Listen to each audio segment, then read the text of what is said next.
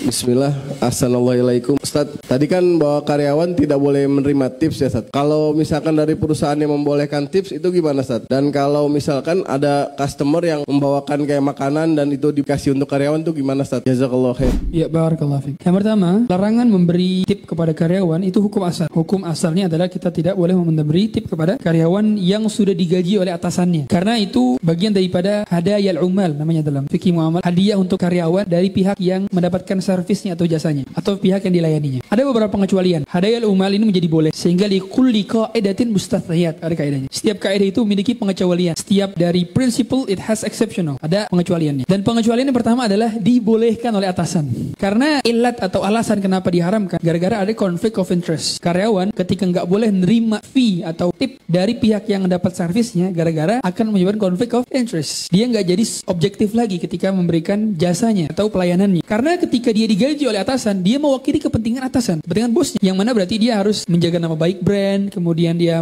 provide sebaik-baik services. Karena dia digaji oleh atasan ya, dia nggak boleh main dua kaki, apalagi main dua kaki di komputer yang sama gitu. Nggak boleh kan? Ketika dia dapat fee, otomatis akan menyebabkan interestnya jadi beda. Dia mewakili kepentingan siapa? Bingung. Kepentingan penjual atau pembeli? Sedangkan kepentingan penjual dan pembeli itu berbeda. Kepentingan penjual adalah meraih profit sebanyak-banyaknya, kepentingan pembeli adalah mendapatkan harga semurah-murahnya. Berbeda kan? Kalau dia dapat dari dua fee, bingung jadi mewakili siapa dia. Dan inilah yang menyebabkan terlarangnya hadayul umat atau dalam konteks disebutkan di dalam undang-undang gratifikasi kan gitu ya. Sehingga kalau dibolehkan oleh atasan berarti sisi konflik of interest tidak ada karena sudah dibolehkan kan gitu. Yang kedua ada undang-undang yang terkait. Kalau dari sisi negara, perusahaan-perusahaan negara tidak dimiliki oleh perorangan, dia dimiliki oleh negara. Meskipun ada beberapa perusahaan negara yang memang sahamnya beberapa milik negara, sebagian mayoritasnya dimiliki oleh swasta misalkan. Tapi yang menjadi poin pentingnya ketika perusahaan tersebut mayoritasnya punya negara, kan nggak ada tuh yang punya perorangannya, nggak ada yang ngaturnya kan gitu. Sehingga patokannya adalah undang-undang. Kalau undang-undang membolehkan berarti boleh. Nah, itu pengecualiannya. Sehingga dalam konteks seperti ini, kalau ada pengecualiannya maka diperbolehkan. Adapun kalau konteksnya adalah mitra itu pihak memang kerjasama yang tidak ada kaitan dia digaji oleh atasan. Sebagai contoh kayak aplikasi ojol. Ojol itu bukan karyawan provider ojolnya, bukan ya. Tapi dia mitra. Karena kalau dia nggak kerja digaji nggak digaji kan. Dia dapat fee pun dari per trip. Makanya kenapa boleh kita ngasih fee kepada ojol, boleh kita ngasih tip tambahan kepada ojol. Bahkan itu pun kalau seandainya mereka adalah karyawan ojol tersebut, mereka pun telah dilegalkan oleh perusahaan ojolnya kan. Karena kasih tip ke driver biasa ada notif tuh ya. Itu menandakan bahwa perusahaan ada pengecualian